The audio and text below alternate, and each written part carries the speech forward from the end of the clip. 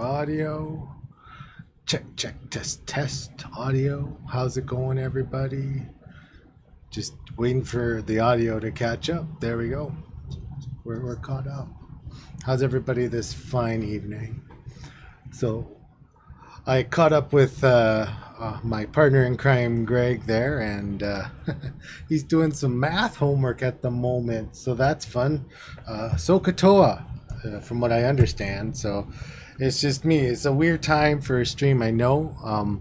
You might get a little bit of noise because it's a weird time for a stream, and everything's going on in my house still. So we're just testing to see if a different time of day and some changes we made in the software actually helps the stream health overall. So hopefully we get through everything in the next little bit. So I'm going to be doing a little bit of work in Marlin. You guys know we like Marlin and we enjoy goofing around in it a bit. So that's what we're going to be doing. If you do have questions or if you're around, I see there's a few people watching, and one of them or a couple of them could be friends, family. I'm not 100% sure, but welcome all. I'm going to be going into Marlin. We're going to be showing some VS Code stuff with pins. We've had some questions in the Discord. We were chatting how to use a different pin port for some BL Touch stuff, and so we're going to jump on to some GitHub, some Marlin, some VS Code. Should be interesting and a good stress test for everything. So again, if you're here and you have questions, feel free to pop them in. But for right now, it's just me, so I'm going to be looking back and forth at the chat, which is far right monitor, to my other monitor, which is going to be shared for our VS Code. So yeah, I'm just going to set some resolution here, and we are going to get going on pins in Marlin. Now, I will mention that we do have a video already, and we did one with the BL Touch where we talked about configuring a BL Touch. So even though we're using the BL Touch as an example tonight, we're gonna kind of be going over relatively quickly. But so the first step we want to take here is go to the GitHub, or sorry, the Marlin page, not the GitHub, the Marlin page. That's marlinfw.org, and we're just going to download a fresh copy. So you click the download on the 2.0.x, and it will start a download, and it'll give you the newest zip. Tells you what version you're getting here. We're not on 2.8 yet. Hopefully, we will be on 2.8 soon. Any day now. I'm holding faith. I want to get my SX4 updated and such. Let's get that camera down at a better angle, shall we? There we go. That's much better than looking up at the sky. And we're gonna go view and download on our configuration. So let me switch screens here so that we can kind of see what we are getting ourselves into. So this one is my screen share, and I want to use, and this is all part of the stress testing too, guys. Usually we have scenes and stuff set up before the stream, and just right now we're working through, as you know, we've had some latency issues during the weekend stream, so we're just checking that out as we go along here. So here's our screen share, and just to add some stress testing to that, let's add a camera, maybe. See here, camera. Yeah. Oh, hey, camera. There we go. Let's adjust the camera a bit there. Okay, so we've downloaded the Marlin. That's the 2.70. I'm gonna click view and download because I want the configuration files too. So, and then I'm just gonna click this green button here. So what that does is it's gonna download the example files, and we've been asked a bunch about that from our first video, VS Code. Where did they go? Why aren't they there? Well, they moved them out of the main Marlin zip and put them in this configuration zip, and I'll show you kind of what we do with that in a second. So, but again, I just downloaded the fresh Marlin right now. You can see it there, and we got a new config, so we have the fresh files for both. So if we pop into our downloads folder right there, we can see that we have the Marlin 2.0 zip. Now I'm gonna go in there, and I'm actually just gonna cut this and go back, and I'm gonna paste it.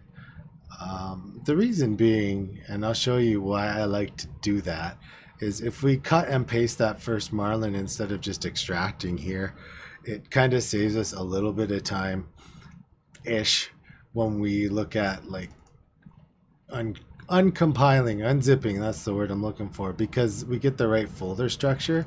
Now, if it's going to take a year and a half, which it might, we'll just go and we'll use 7-zip and do it. So I'm just going to delete this. Well, you know what? Let's delete that. I'm just going to grab a fresh copy because it takes like 2 seconds because it's a small download. There it is. And let's go extract all. So I'm going to use this old extract method. And then I'm going to do my cut and paste just into the right folder. Now you can change the export path, but when you're working with Marlin specifically, and I'm just going to flip camera, stress testing again.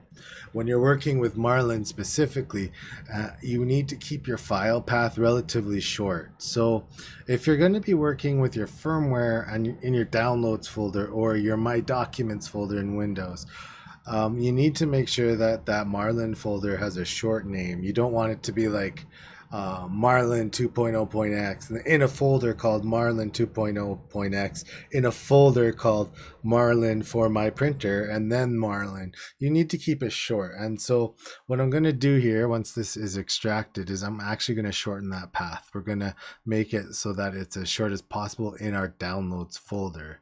So we'll just pop back to our screen share there. We should be on it. And you can see here that my Marlin did extract. If I open it up, it's in that folder called Marlin, and then I have some folders inside of that folder. So what we're going to do with the folder inside the Marlin folder, so here's our downloads, here's Marlin. I'm going to rename this, and we're going to call this 2.07, and we're going to go E3 mini dip, because that's what we're aiming for here right now. I just picked that kind of at random, kind of not. We had a chat on Discord last night with the mini E3 dip. So life is good here. Now, I'm going to take this folder, I'm going to cut it, I'm going to go back to downloads, and then I'm just going to paste it. And it should pop right in. If you don't have an SSD or a faster drive, it might take a second, but you can see now that this Marlin folder is just a shell. So I'm going to delete it. Now that that's deleted, we can go into our configurations. And what I'm going to actually do here is we're not going to unzip it. We're just going to grab the Ender 3 one. So we're going to go into config examples. So let me start that over. I didn't say it very well. And you know me, I'm a stickler for well thought out instructions.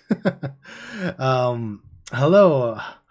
As you are doing your thing, can you answer why linear advance slows down the print job so much? Hey, Brad, good to see you tonight. Yeah, so linear advance, if you guys aren't familiar with what that does, linear advance helps match your flow rate from your extruder during your print. It makes walls better around corners and that kind of stuff. Linear advance is one of those things where you need to configure it a bit for it to work very well.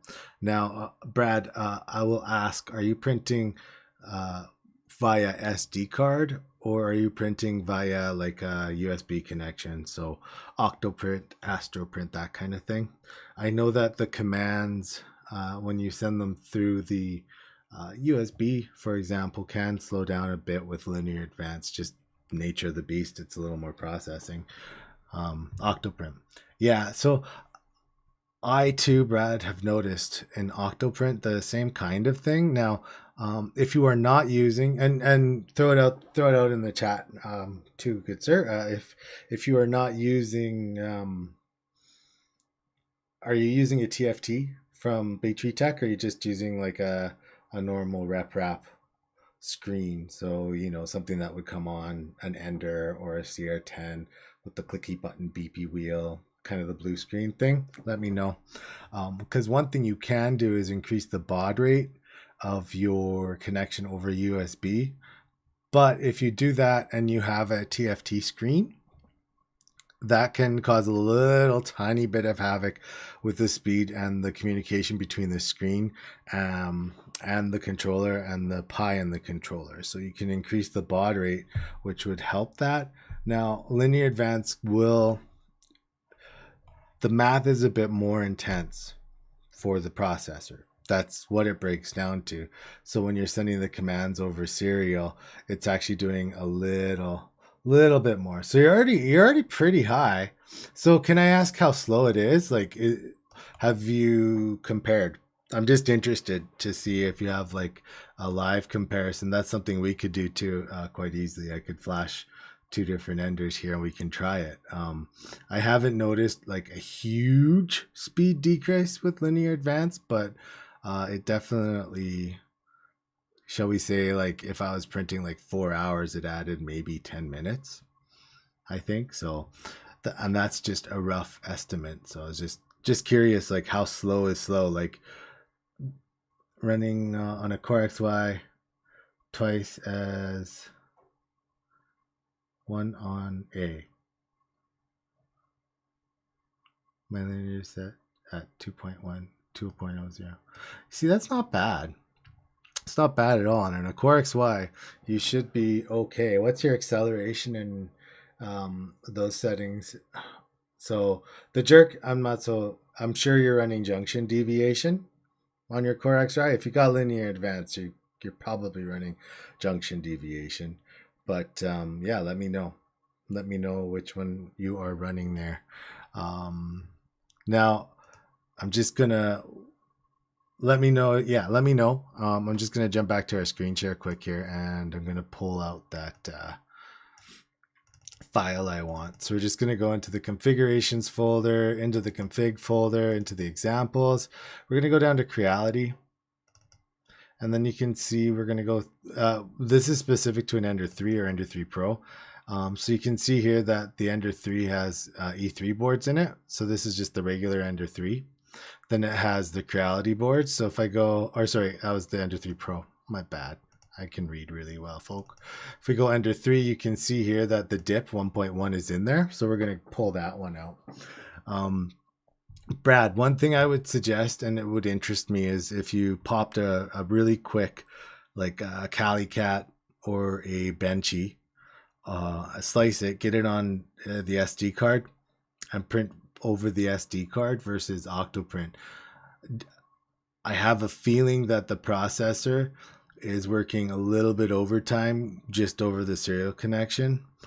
But and you said it's Core XY. Which Core XY are you running? Is it like a Theron or something like that? Ender 6? Just curious. So here we are. We're going to pick the 1.1 dip, and I'm just going to copy all of those files.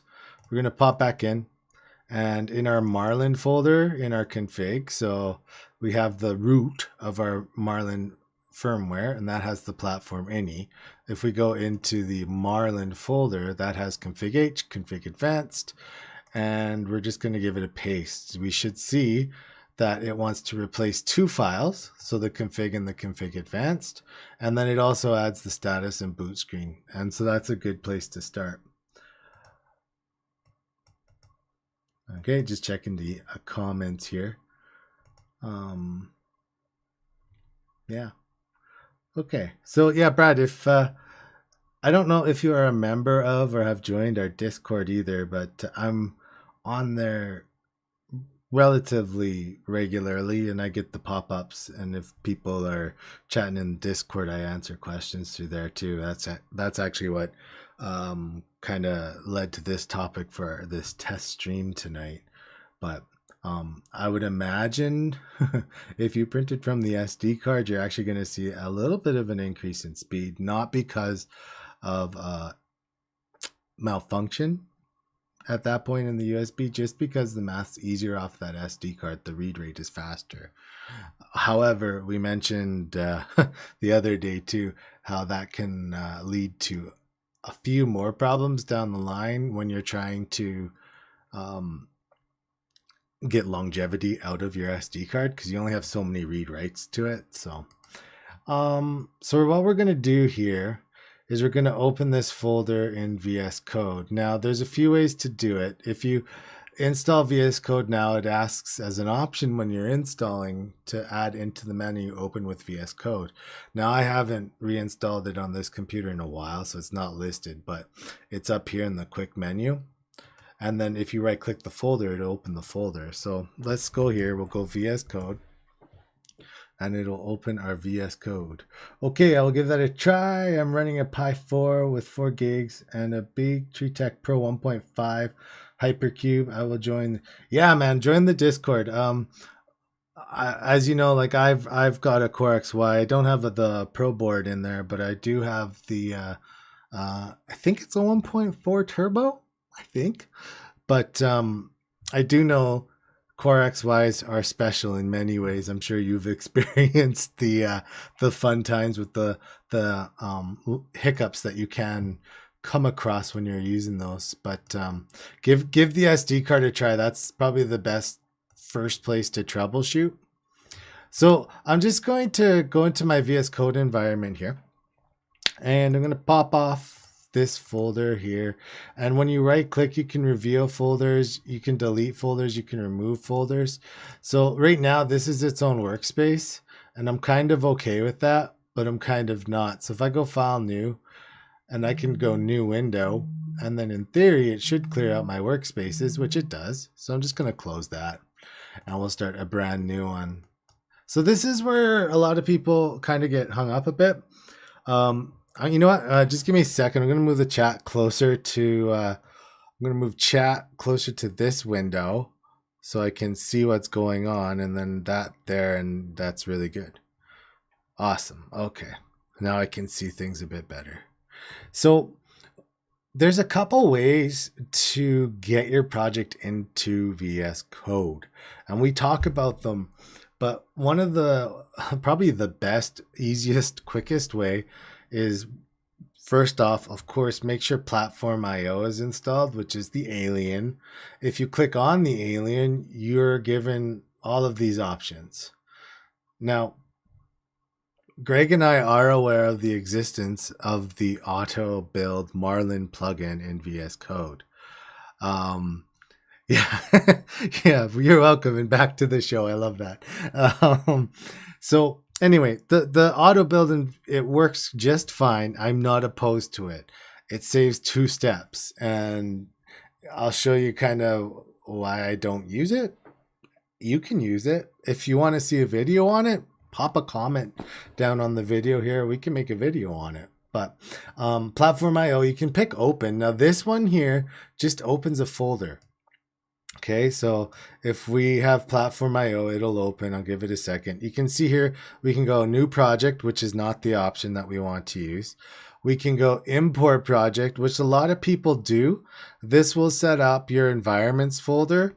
However, I'm just going to show you something here, and I'm not going to actually click import, and I'm going to use open. Now, open project is the same thing as you going on the main screen here. So if you open home and you have this open folder, I can click open folder and it will bring up this menu. I can navigate to the folder I want, which is this Marlin mini dip, and select folder. And you can see it opens in a new window, and you know, life's good, everything's happy.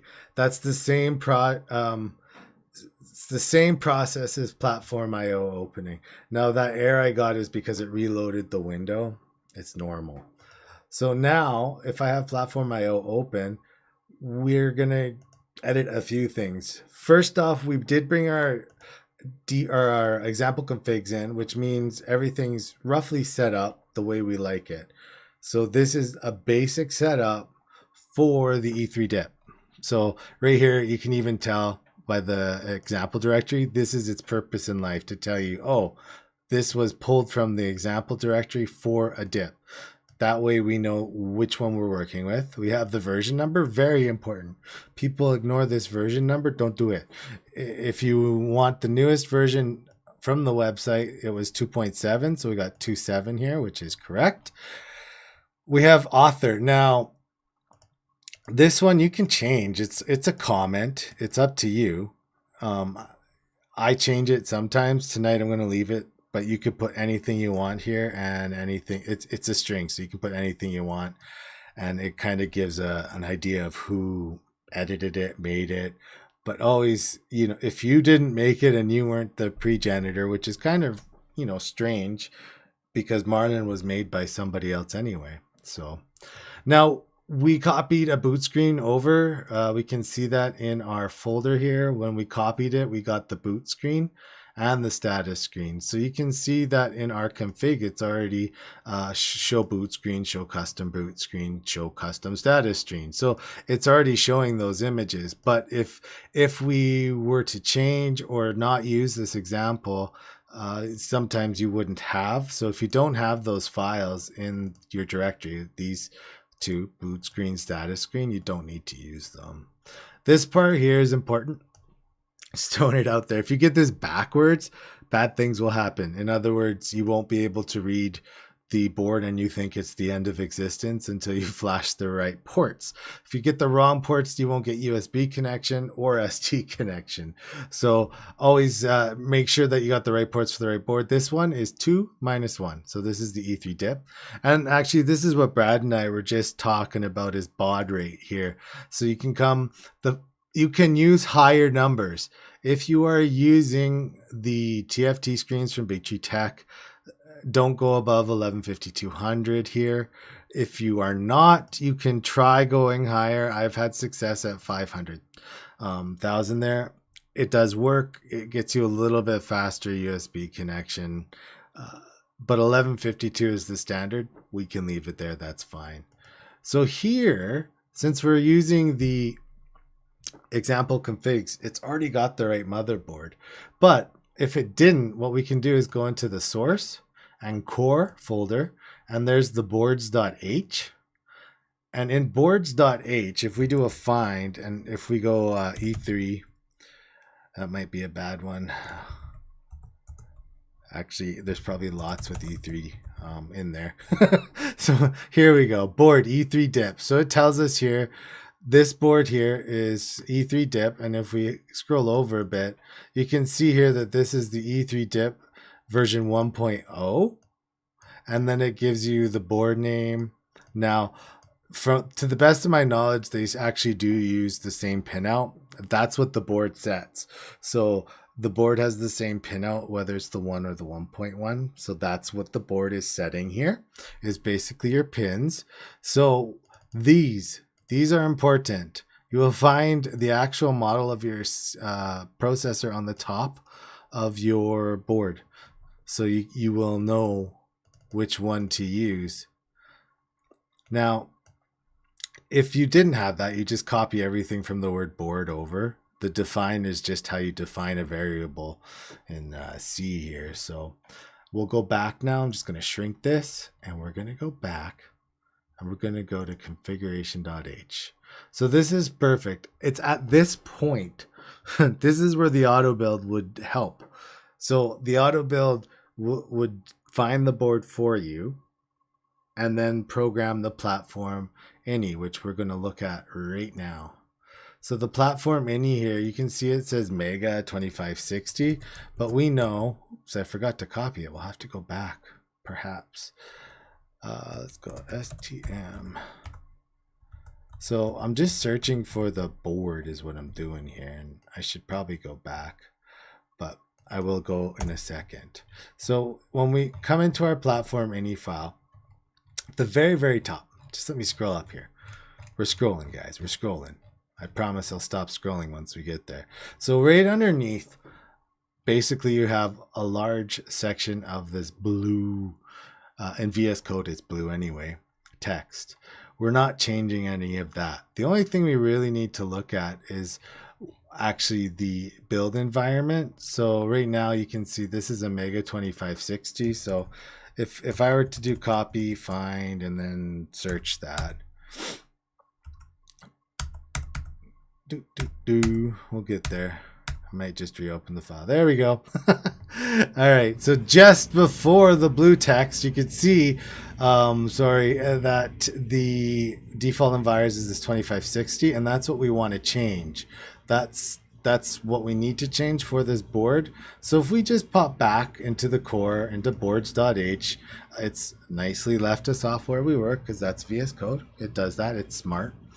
So we can come in here, we can go over, and I can actually select the chip type from here. Now, I'm going to copy this. Now you can see it's either RC or RE at the end of the extension here. So that's perfect.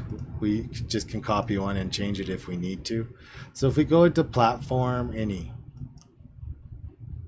and remember, we have our board now in configuration.h. We're just going into platform any to change that board. If you do a search for BTT, Big Tree Tech, and a good way to remember what Big Tree Tech is it's basically any hardware that's not mechanical. BTT is your control board, your stepper drivers, that kind of thing. If you get an extruder or a printer, it's BQ. All right, so we have a few different options here, and you can see they kind of commented out and show you what to use. And you have STM32 512 here, USB mass storage. Underneath here, you have kind of more descriptors. Basically, this is your comment up top, and this is the meat and potatoes of what the board actually does. So we're going to grab this one, the 512 USB. And then what we're going to do with that is we're going to take it above that text into our default environment and paste it.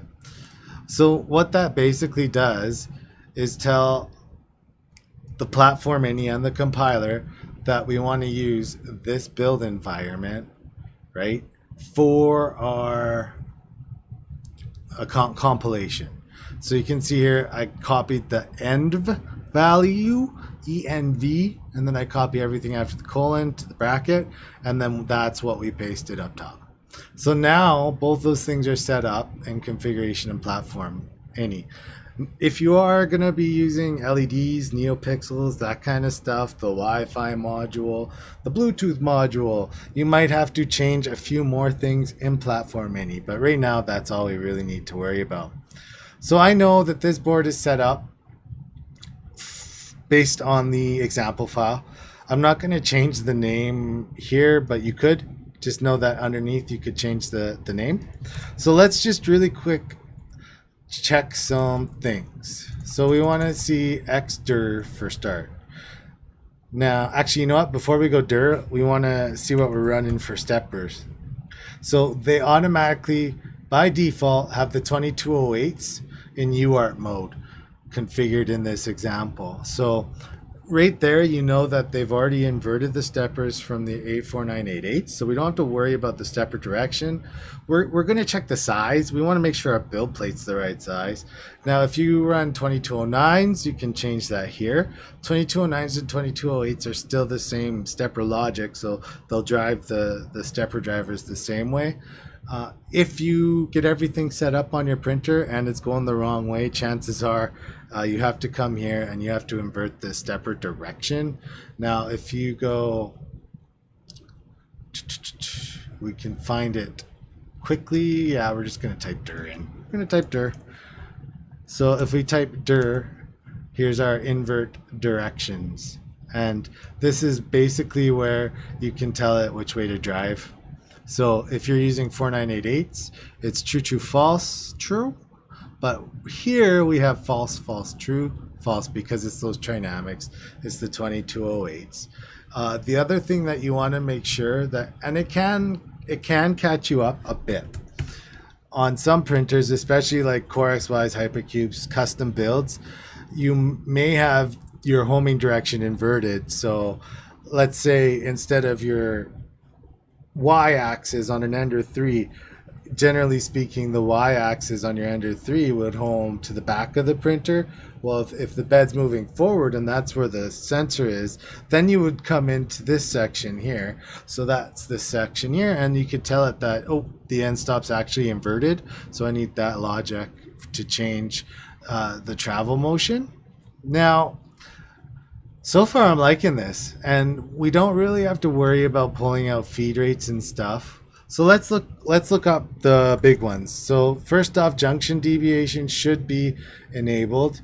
Let's just check this out. So if disabled, classic jerk. So if we look for classic jerk right here, just above it, we can see that it's commented out. So we are going to be using junction deviation, and it does give the default value for junction deviation. Now, again, this is something that needs to be configured. Once you get your firmware on, the Teaching Tech website is a great source to actually configure the junction deviation. It's something we're going to talk about on our channel, of course, but right now we've really been heavy on compilation, and that's kind of troubleshooting. S-curve is on, so we have junction deviation, we have S-curve acceleration. The other one, linear advance, I think that's actually in, I want to say that's in the advanced configuration now. Fairly certain it is. So we'll look for linear advance when we come to it. But all these features in general are actually enabled in Marlin. So the next thing that we want to do is set up a probe.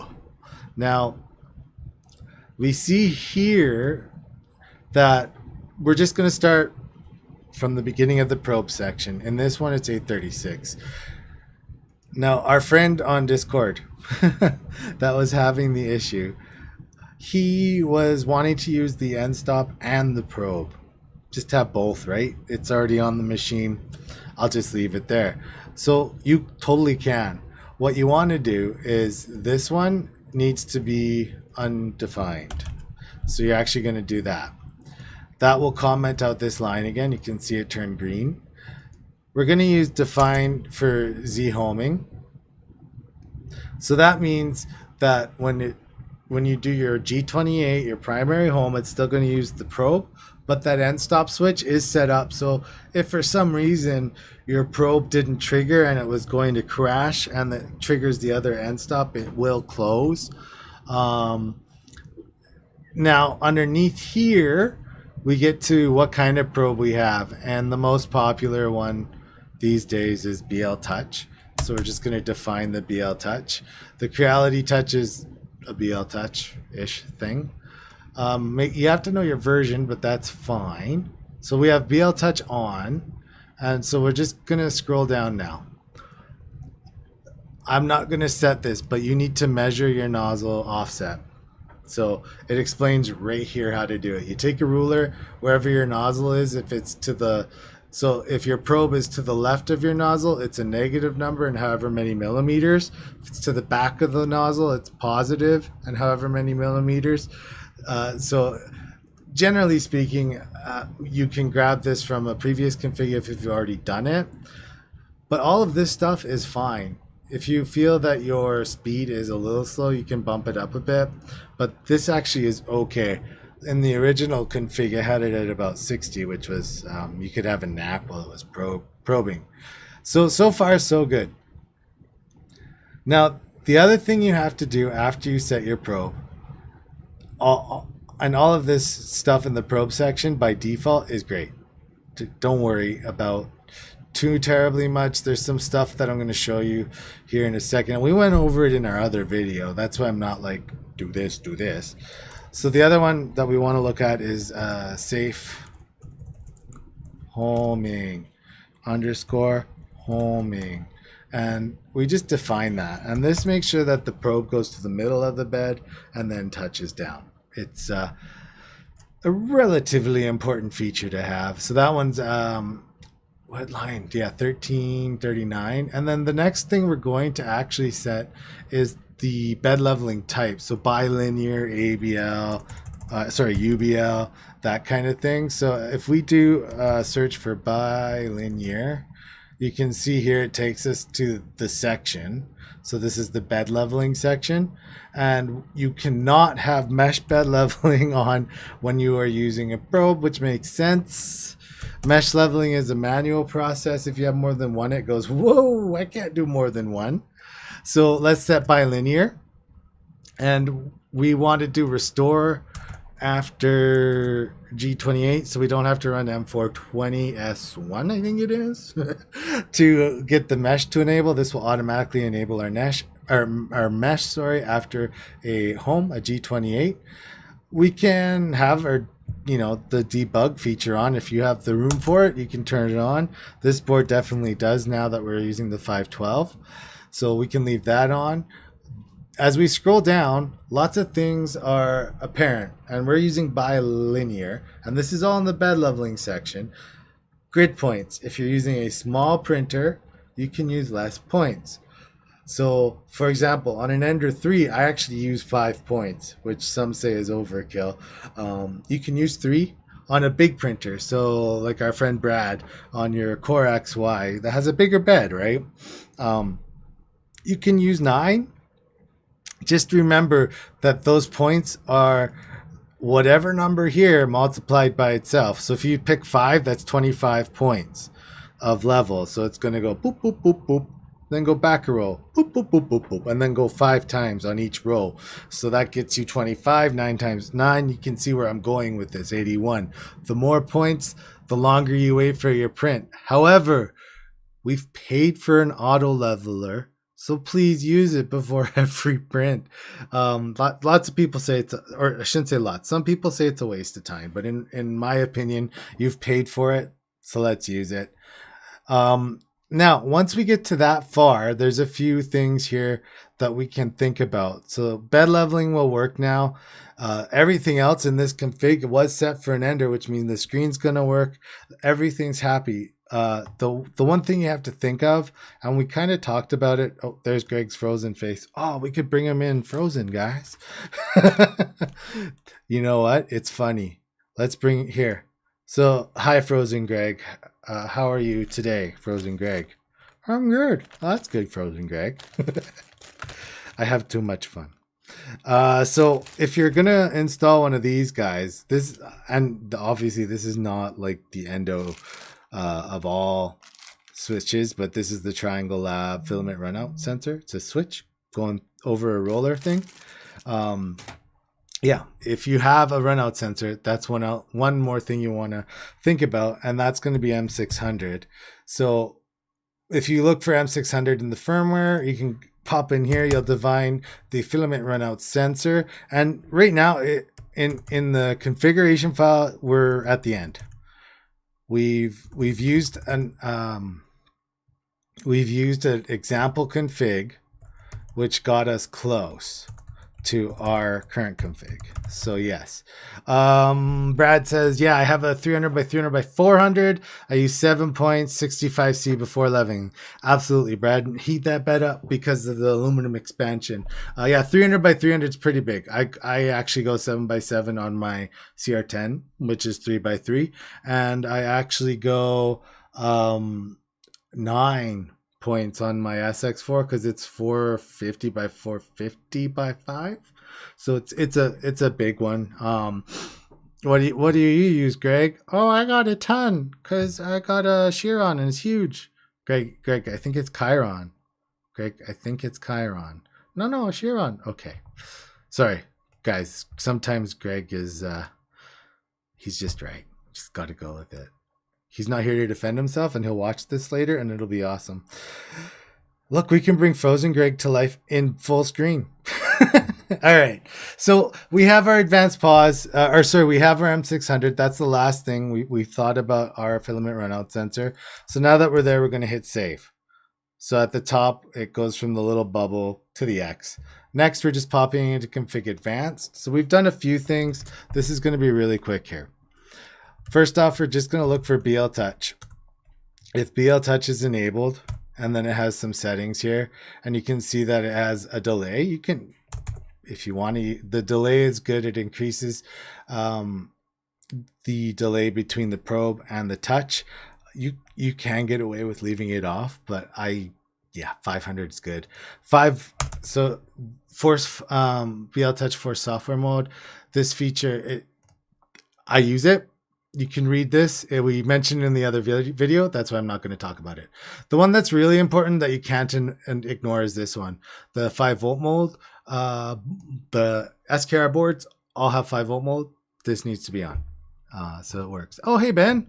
How you doing, buddy? You got power? I hope you have power. It's been a bit. I think you have power. I think you had power Sunday. Good to see you, though. So anyway, that's our BL Touch spiel. The other one that we do have to go through really quick, and we talked about it before too, is advanced pause. So let's spell things right. Whoa, there we go. I spelled something terribly wrong. Come on, fingers. Clearly, my fingers aren't working, and I apologize, everybody, for my not fingers working. So here we go, advanced pause. And advanced pause is on. So as soon as, like in this example, it's using advanced pause without the trigger.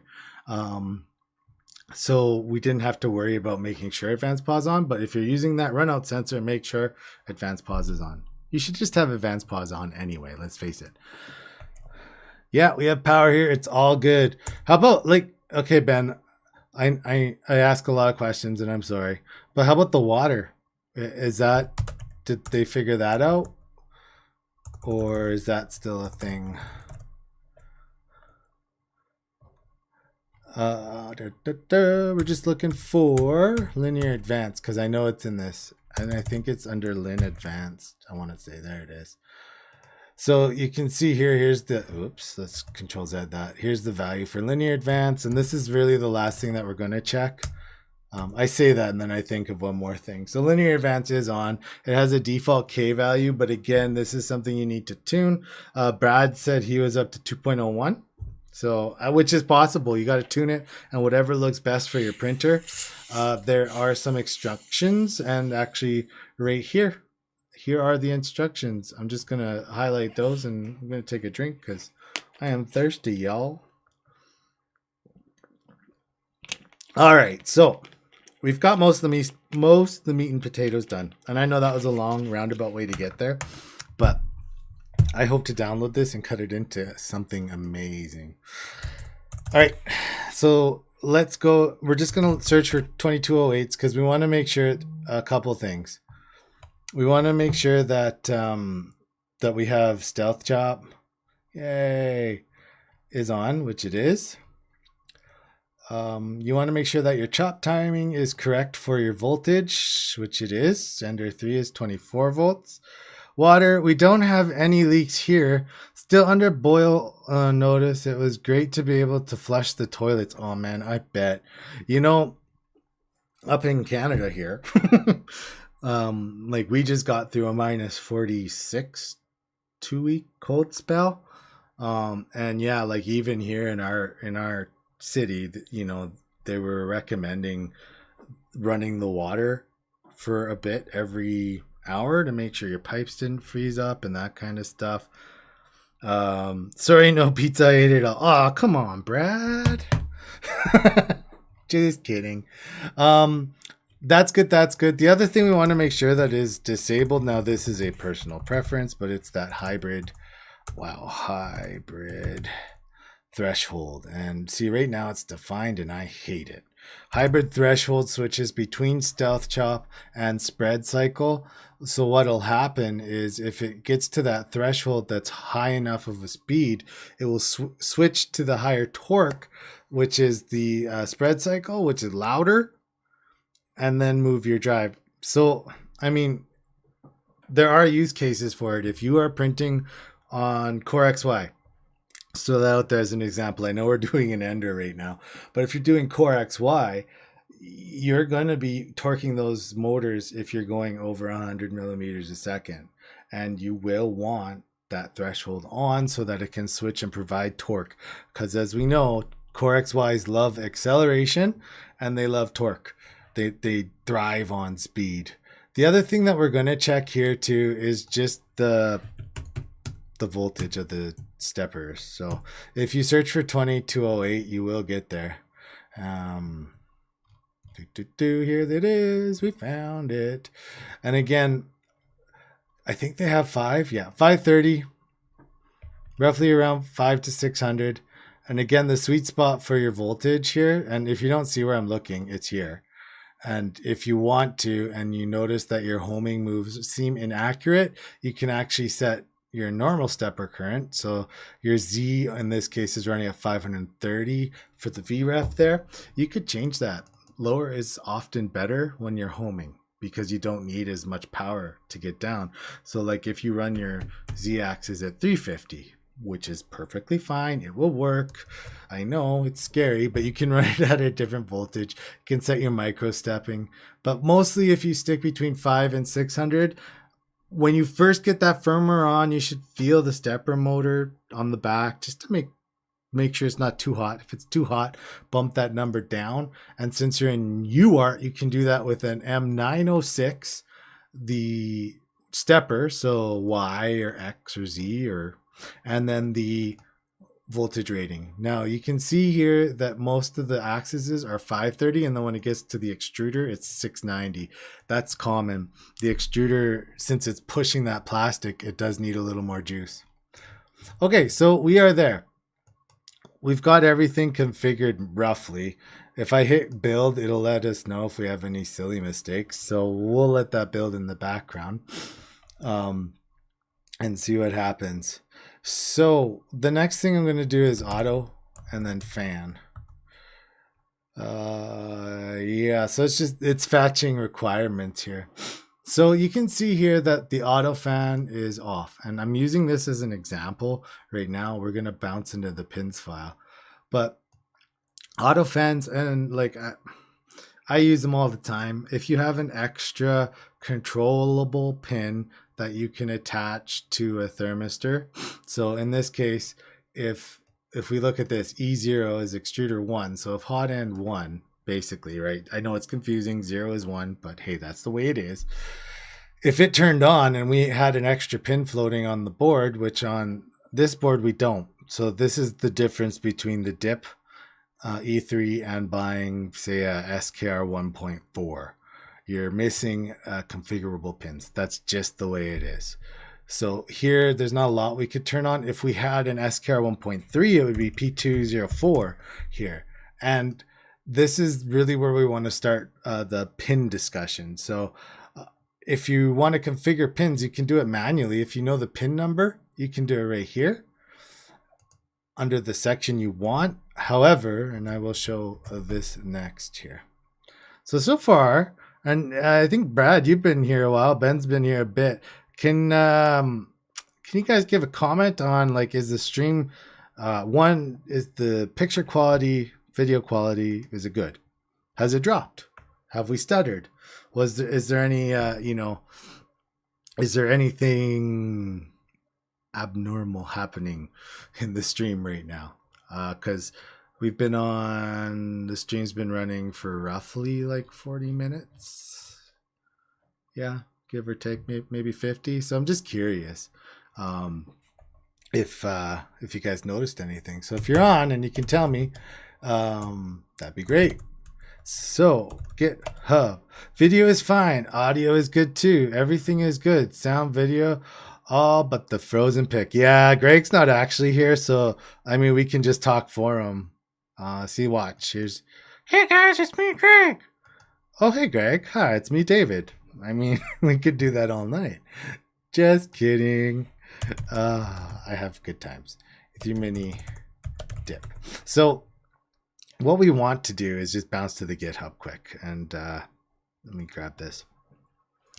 So we're going to go to the GitHub, the Big Tree Tech. So I Googled GitHub E3 Mini Dip. GitHub, you click it. Now, this one is for version, it says 1.0. And then you can see here that it has like the 1.0 manual.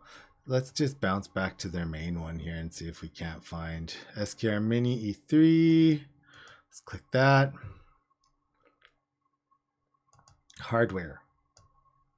Mini E3. Yeah, I don't see the dip in here. Let's go back to Google and find it. Now, the first page we landed on is fine because the pinout did not change. So I think this is what we get, which is fine. So if we pop in here, and this is the hardware folder, this is where the meat and potatoes are. So if you grab your hardware, and if we could, this one, the pin, I believe this one is, oh yeah, this one's so nice. So it's kind of confusing, and it's not like overly easy to read, but you can read it. So for example, right here where my mouse is, I'll right click so you can kind of see it right here. EXP1, this is the pinout of that particular port. So if you match what it says on the board, so here, servos, probe, probe, probe. Okay, so when we're looking at this, we can see here underneath we have an X, Y, and Z end stop. We have 2 thermistors down here. We have a fan 0, a fan 1, and then we have our power connections over here. We have E0 stop, which we don't actually use in this configuration.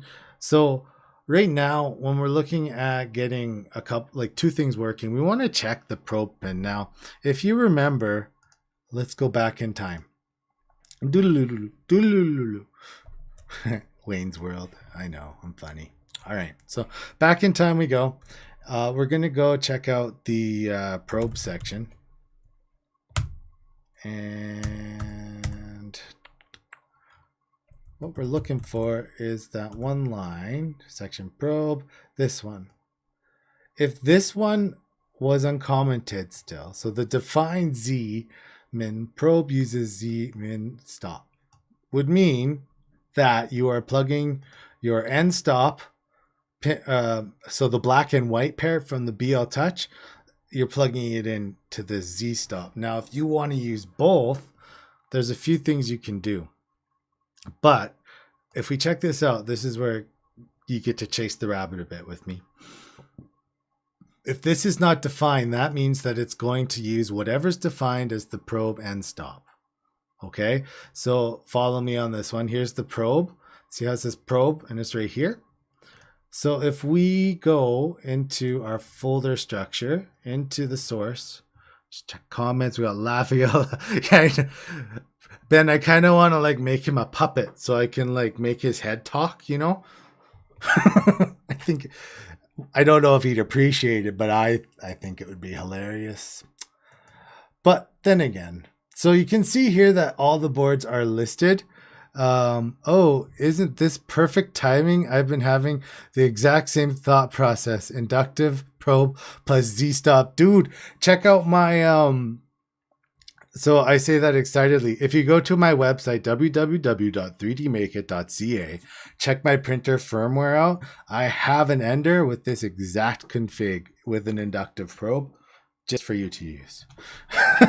It's Marlin, so we throw it up there. But like, yeah. Anyway, so we're going to go into our boards. I got overly excited, guys. I apologize. Not really. So we want to find our board. Now, I forget our board name briefly. It happens. I have a good memory. It's short. No worries. We'll go to boards.h and we're going to find our E3 mini dip right there. And it's an STM32F.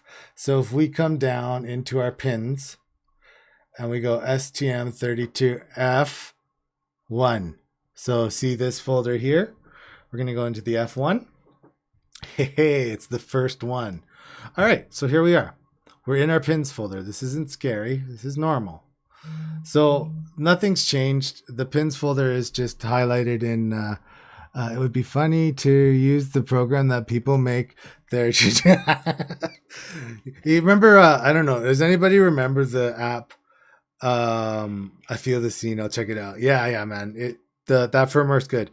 To Ben's comment, did anybody play with Talking Tom, the app with the cat that talks, and then like you can make it say stuff or poke its belly? We could make the Talking Greg app. So here, we are in the pins file, and this is fair warning. This is kind of where we're ending the video. We can see as a side topic too, I built successfully, which means I had no errors in my firmware from what we configured, which is really good. I'm not bragging, but hey, no errors. So if we do a search here for probe, the probe is already defined, and you can see here the Z-min probe pin is set. and is set as pin 14. So if we pop into into our config file right here. Okay, so the probe is here. The probe is here. You can see PC14 is already set. So they've actually made this quite easy for us right now. But let's go to pretend land for a second. Okay, pretend that this Z-min probe was not defined. You can define it. So if this wasn't even here, you can type the words define Z-min probe. And now wherever this is used, so I'm going to copy this and I'm going to go into my configuration advanced. We're going to do a search. We're going to do a search for Z-min probe. It's not in there. So let's do a search in here and it's right here. So you can see here that this line right here overwrites that probe file in here. So programming weirdness. If you defined it twice, it would overwrite it with the same value. Meaning if I define it here, PC14, and we got that number from the GitHub, from the pins file, folks. So here's the probe port, and here is our probe that matches, and here's the pin number, PC14. So your ports on your pins will always have like a pin. If it has a pin number like PC14, you know that that's configurable and you can use it. So let's really quickly, I'm just going to use this as an example here. So if I look at fan 1, this one, I can tell you just by looking at this, it is non-configurable, always on. That fan is always on. Fan 0 is configurable. Why? Because it has a PA8. It has a pins number. So your board, the board file that you define in the beginning of your configuration.h tells Marlin what the heck pins you have, and this is the layout of the board for you. So yeah, PC14 uses that probe number, which means if we go here, we define our Z-min probe as PC14, which is that port. We did it. And if we go into our config H, this line is not defined, which means we're not going to overwrite it with PC or pin 32. However, if we wanted to not use this one for some reason, we were like, nah, we hate it here. We can take this PC14 and pop it where it says 32 here and then leave the define, and it will define the exact same thing. So you can do it in either or. Best practicing when you're programming and using definition header files is always go for the object class, define your stuff up there before you go into your actual functions. So this is the best way to do it. So if we don't have, to recap, here we don't have the Z probe. Hold on. I searched for something else and I wanted the other thing up. Hold the phone, uses Z. There it is. So we don't have, you can tell if you know enough words in the variable, you can just search it and you pop around in it. So define Z min probe uses Z min end stop is not defined, which automatically tells Marlin to look for the value for Z min probe instead. So now it's going, okay, I need to look for this value, which is PC14. So now when you hook this up, it will use the probe for Z homing by default. However, you can leave your other switch plugged in. Heck, you could turn your other switch, that extra end stop switch, into a filament runout sensor very, very easily, and then just define that in your pins the same way. So if you had anything, right? Like here's your filament runout sensor. And if we were using a weird pin for filament runout, we could use it here. Just because we're here now and we're all here, your filament runout sensor is on PC2, which is E0 stop. So that's the one I said we don't usually use. So here's E0 stop, and we usually don't use it. But if we had a filament runout sensor, E0 stop is, there it is, PC2. When you're looking at these pins too, guys, let's see if I can zoom in a bit. I don't know how well it's going to work. It didn't at all. So this section right here, let's if we can't zoom in that way, we can definitely do it this way. I just want to show this like nice up and close. So let's grab this. Boop. There we go. Yeah, I like that. Can I zoom in snipping tool? I don't remember. This is me and Windows now. No, I can't, but this is the section we wanted. So you can see here, now ground in normal LAN talk is black, right? Voltage is red and signal can be yellow. It can be white sometimes, but that's signal. So this is your ground. Whoa. Ground. Look at that nice writing. Are you guys impressed or right? Yay. This one's signal and this is voltage. That's terrible. I am sorry. But so when we look at this port, we know exactly how to plug in our end stop switch. Or as another example, even though the servos has a different layout, we can see on the servos pin that the PA is the first. So that's signal, and then ground, and then voltage. So you can match up your ports now. So end story. Mouse or trackball? If mouse, okay, track, great. I know, right? I have a mouse, but I use trackball all the time. We get along, trackballs and I. So the pins file, it's there for us to use. It's the best place to enter all your pins, and you can override them here. I hope so. This specifically answers the question that was in Discord. You need to make sure that you use the pin for homing, but you don't necessarily define uses min and stop. You can then use this pin for your end stop, which is PC14, which we showed. And then that way you can have both hooked up. Filament runout sensor, that's a thing on its own. If you wanted to build one out of a switch, we made a model of it. I think it's on our website. Literally, it runs through and pushes the switch down. Ben, our good friend from the south there, he built a smart filament runout sensor. And he's on Thingiverse. Ben, do you want to put if you're around still, Ben, but do you want to throw your Thingiverse name into the chat so people can find it? Ben's a great designer. Yeah, so, okay.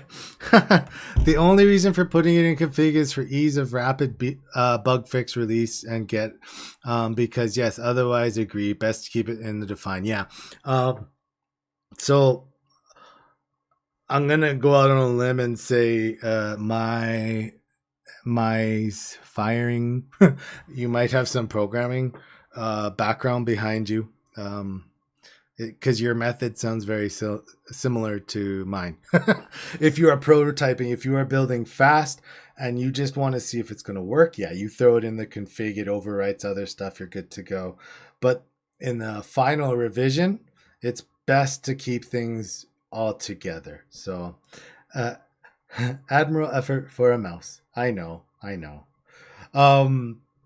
Yeah, I have a weird mouse. Does that count? It's the Microsoft ball thing for ergonomic purposes. Trackball's not here right now. It's sad. So, Greg, what do you think about all those changes? How's that sound? Oh, it sounds really good. I'm glad you liked it, buddy. So again, like this was something that we were discussing on Discord. I decided to live stream it so that we could have this conversation. I appreciate everybody that's here because this was literally not planned. I just wanted to have it out on our channel.